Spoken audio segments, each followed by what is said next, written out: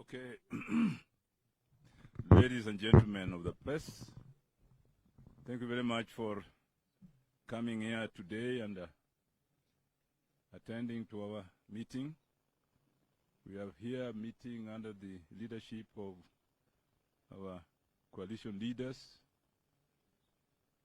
Right Honorable Raila Amolo Odinga, Prime Minister Kalonzo Musyoka, Deputy Party Leader Martha Karua, and we have with us too Eugene Wamalwa and our ODM Party Leader Oparanya, and all the governors and deputy governors here assembled. We, Azimio la Umoja One Kenya Coalition, governors and deputy governors, met with the Azimio national leadership between November 24th and 25th and reviewed the state of affairs facing our nation. We conducted a thorough analysis of the state of our economy, politics, and human security, and noted that the people of Kenya are facing times with no immediate end in sight. At the conclusion of the meeting, we resolved as follows. 1, we will continue to champion the causes of the people of Kenya and demonstrate our commitment to safeguarding the Constitution, democracy, and the rule of law. 2, we commit to our constitutional mandate of serving the people in our respective counties. In pursuit thereof, we shall engage the national government based on mutual consultation and cooperation for the benefit of our people within the framework of the principles of the two governments being distinct and interdependent. 3, the Kenya Kwanza regime may have the appearance of legality, but does not, I repeat not, have the legitimacy from the people. We remind the people of Kenya that slavery may have been legal in some jurisdictions, but remained repugnant to morality and justice.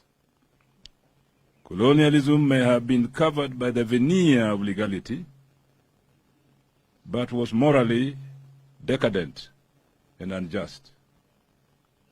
4, similarly, rigging of elections may have been clothed with the cloth of legality, but it remains illegitimate and repugnant to justice. Our quest for electoral justice continues, and we will never allow the rigging of elections to become a new normal in our country.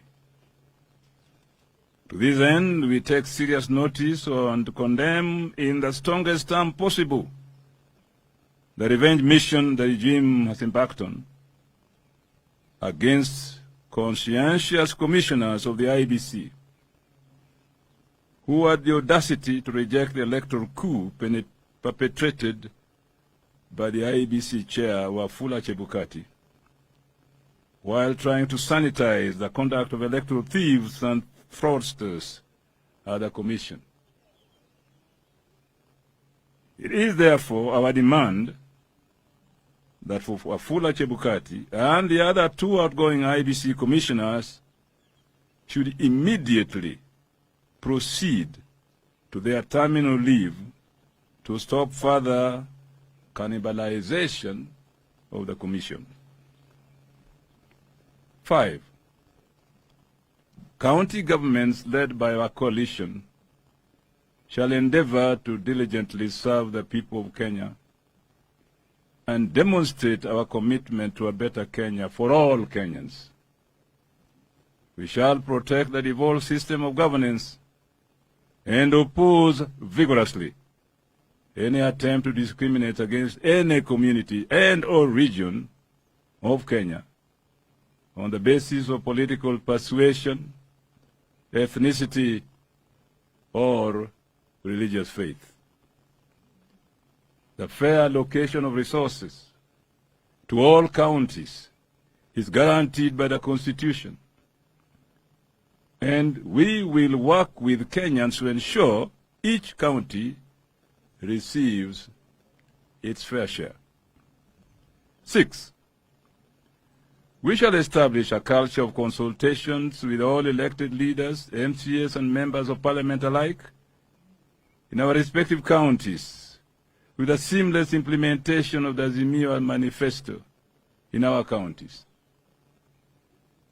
To buttress this, we undertake to strengthen the Azimio movement in our respective counties so as to restore hope among our members and the people of Kenya generally.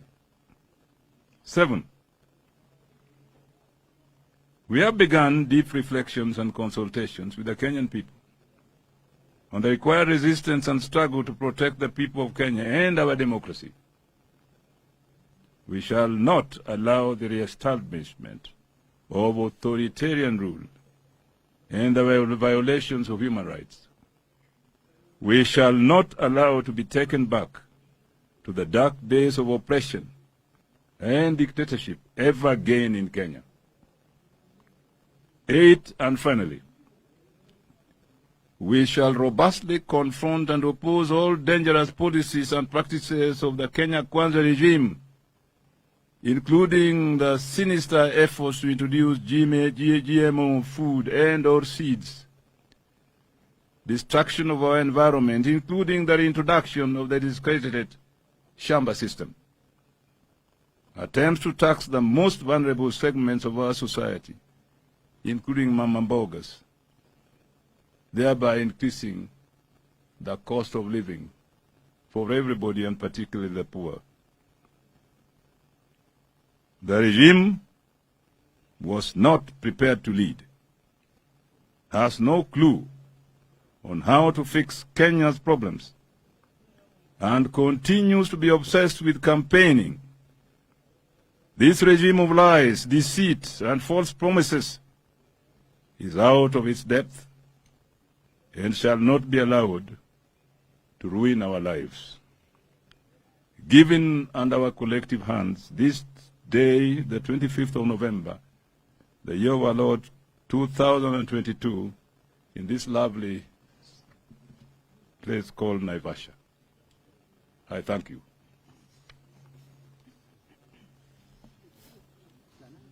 Asanteni sana, Mungu awabariki.